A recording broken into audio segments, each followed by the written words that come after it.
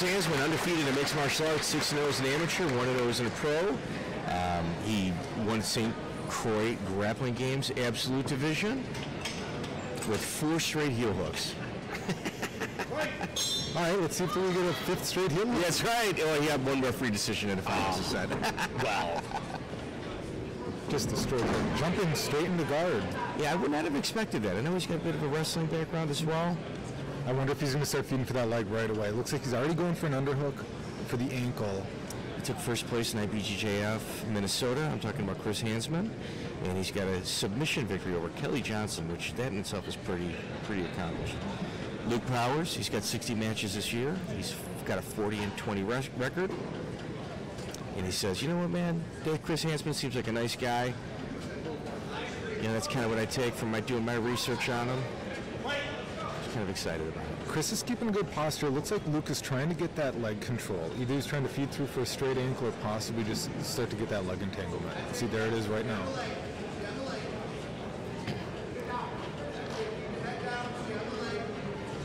You get 2 guys with a lot of experience. Yeah, and as soon as you get that leg entangled, it really messes up your game, because if he starts to posture up here, he leaves himself exposed not only to a sweep, but his leg kicking all the way through for a heel hook. So he really has to be careful. He's doing a great job with his base. Even stepping up, that was a bold move. Almost offering that leg up on the pass. Yeah, I was kind of surprised at that. Yeah, well, some of it's also just muscle memory. That standing pass, especially in gi, is very, very common, but in no gi, it gets you in a lot of trouble. Yes, yeah.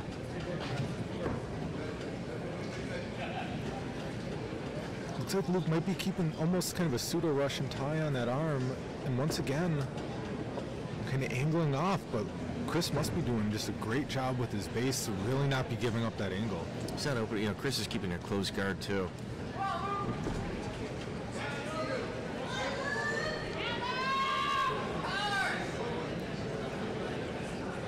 Curious if Chris steps up with his left leg instead, or with his right leg.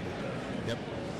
Because right now Luke's already starting to weave underneath again. I think he's going to want to try and go inverted and turn all the way under. There it is. You've been talking about it. Yep. And Chris is going to try and counter with the knee bar. With Tao as his instructor, knee bars are not an uncommon thing to learn and experience. And he ends up sitting right out of it. Ends up getting a guard pass out of the knee bar attempt. Excellent work. Chris Hansmann just fishing for that leg.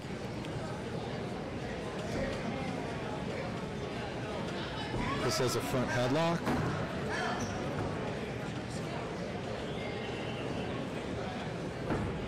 I think Chris Hansmann's going to have to figure out how to get out of the bottom position.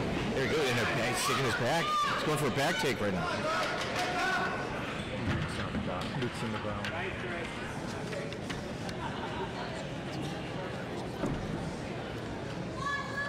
This is on top in the back.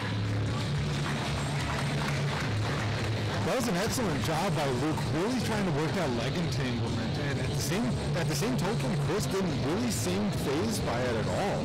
Not only did he get the pass off of it, but he was feeding his own knee bar off of the attempt. Yeah, Luke's gonna have to figure out that bottom position. He's gonna have to try to. Yeah, when he starts to get that arm underneath and feed for that heel hook, the risk happens as soon as you start to open up your guard, you're going to expose your own legs. So it just kind of turns into that leg lock war. And as we saw here, that both men seem absolutely game to start working that leg lock. And it just so happened that Chris ended up getting the guard pass points and ended up winning that round.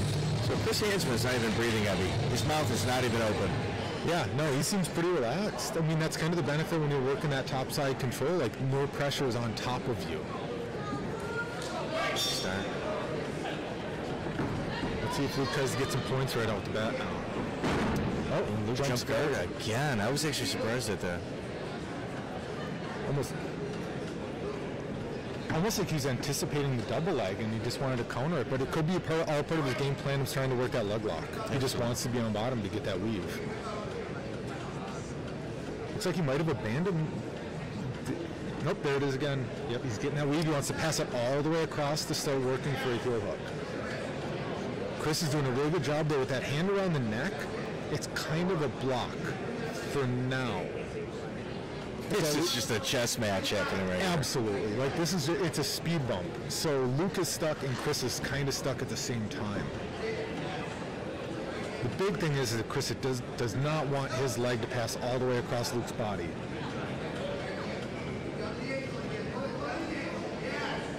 Yeah, Luke Powers on bottom. I think about 90% of this match he's been in a similar position. And he seems more than happy to go back to it. Yeah, he doesn't mind, you know, and as you had pointed out, he was even offering up worse positions in order to improve his... Yeah, sometimes you go inverted, it almost seems like you're giving up your back, but with leg attacks, some of them can just come out of nowhere as long as you have that ankle controlled. Once again, oh, there it is. He's got that leg passed across. Now Chris has to stop his arms. He's got to control his arms the entire time so that Luke can't reach back and get that heel hook. And he's got to get his leg back. Looks like he's almost trying to figure four his legs across to stop it and now go for his own straight ankle lock. I'm impressed. Now it's going to be, looks like a heel hook attempt versus a straight ankle attempt. And who's going to get there first? And frankly, I think a lot of it's who's going to set up out of it first. Who's going to identify the opening and get the points in the position instead of the submission attempt. And I think Chris is going to drop to his hip and sit up. That was good. You got 45 seconds left in the round. It's so hard to identify on both sides at what point that submission isn't going to work and you can get the better position. And again for the front headlock, if you can get the takedown there. Yeah, that's breaking him up. So close. Yeah, that was the position Luke really needed too. There it is. There it is. I think Chris identified how close that takedown was. Yeah. He didn't want to give up those points over the match. Absolutely. So Luke Powers has got 30 seconds to work top position. He does. And try and get that guard pass. Keep working, guys. Keep working. Chris is doing a good job kind of isolating that arm, opening up his guard so he didn't get slammed. I tell you what, Luke was going for a slam too, and it just cost him too. Chris has got to be careful about standing up so late. Wow. Oh, that was good. There was a lot of risk and sacrifice by both competitors in this one. Yeah, John, I think we can both agree that these guys are really matched evenly. Honestly, the matching in this has been some of the best matching that I've seen in competitions in a long time. Michelle Donovan is one to thank for that. And if you look at your top to bottom, it has been like that way. It's just set up the entire round. Absolutely. Let's make this one official.